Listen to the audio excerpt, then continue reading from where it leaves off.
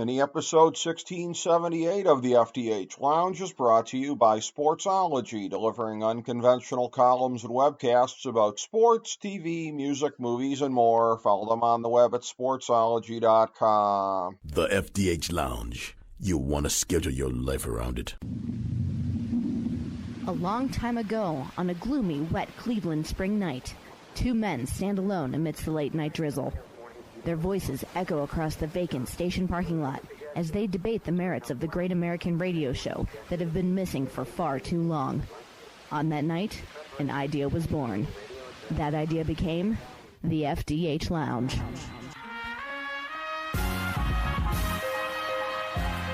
Welcome to the FDH Lounge. Hello and welcome to FDH Lounge Mini Episode 1678, our spoiler-free review of Billions. This is FDH Managing Partner Rick Morris here with our top 5 notes of interest about this unique program on Paramount+. Number 5. The heart of the series is the battle between powerful prosecutor Chuck Rhodes, a true son of privilege, and the billionaire with blue-collar roots, Bobby Axe Axelrod. In between them is the performance coach for Axe Capital, Chuck's wife Wendy, whose closeness with her boss causes mounting problems in her marriage and fuels the feud between these proud titans. The other dominant part of Axe's inner circle is the world's greatest sidekick and hype man, Mike Wags Wagner. The loyalty that Axe commands from those around him, the exception to which was the time that his young genius protege repaid his betrayal with a bigger betrayal, is not reflected on the other side, as Chuck continually has problems with his work associates and even his arrogant jerk of a father. And again, even Axe makes breathtaking sacrifices with some around him in order to get what he wants. The single-minded focus that Chuck and Axe have on taking each other down takes precedence over everything in their lives, including Chuck's incredibly kinky sex life. Number 4. That said, a show cannot go this long purely through the uninterrupted prism of one feud, no matter how compelling it is. There was a period of time when Chuck and Axe had common enemies and needed each other's reluctant help to survive. And during a time when Axe got taken off the canvas for a while, the void was filled by a billionaire who hypocritically professed to be a better man than Axe, Mike Prince, who was also an interesting foil for Chuck, who has also pursued other high-profile targets. Prince also tangles memorably and repeatedly with Axe.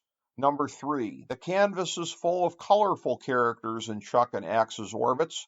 Scheming prosecutors, politicians, lawyers, and portfolio managers are constantly engaged in the main plots, as well as a host of wild subplots.